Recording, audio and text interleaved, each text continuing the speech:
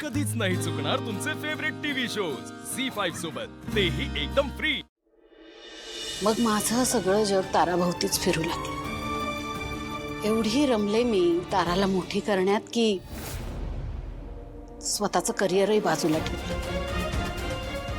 माझे सगळे सूर मी माझ्या ताराला देऊन टाकले।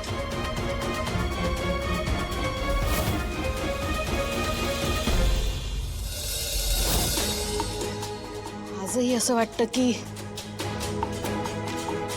ते जिथे कुठे असतील तिथून त्यांनी जर ताराचा आवाज ऐकला तर ते माघारी फिरतील, परत येतील त्यांच्या ताराकडे।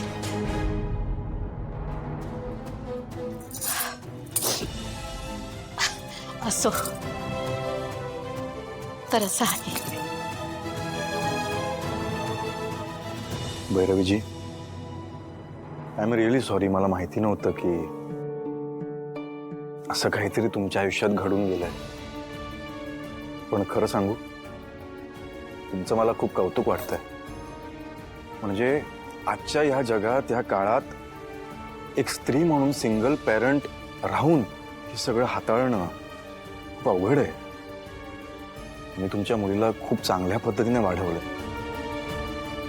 आणि फक्त वाढवलं नाहीये तर कमालीची गायिका तुम्ही तिला बनवलंय। आज संगीत क्षेत्रात तिचं खूप मोठं नाव आहे। आय एम सॉरी, पण तुमच्या आवाजामागे एवढं दुःख असेल असं वाटलं नव्हतं मला। ताराच्या स्वर्गीय सुरांमागचा अर्थ आज मला कळलं।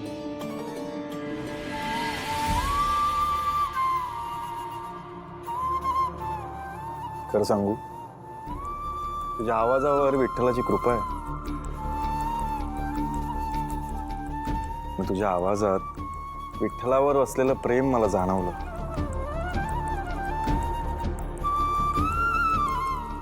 जेव्हा तुझा आवाज ऐकतो ना, तेव्हा तुझा आवाज आणि पांडुरंग असे एकरूप झालेले दिसतं।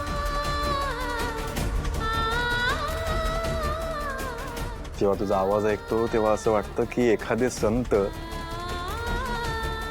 खूप सच्च्या मनाने विठ्ठलाची आळवणी करताय।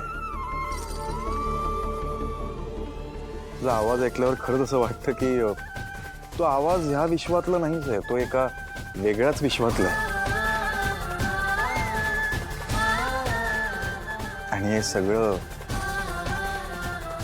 तुझ्या आई वडिलांमुळे घडलंय। खरंय। आणि आता त्याच आवाजाची जादू तुम्हाला उद्या ऐकायला मिळणार। झी5 ॲप डाउनलोड करा आणि पहा सर्व एपिसोड्स एकदम फ्री।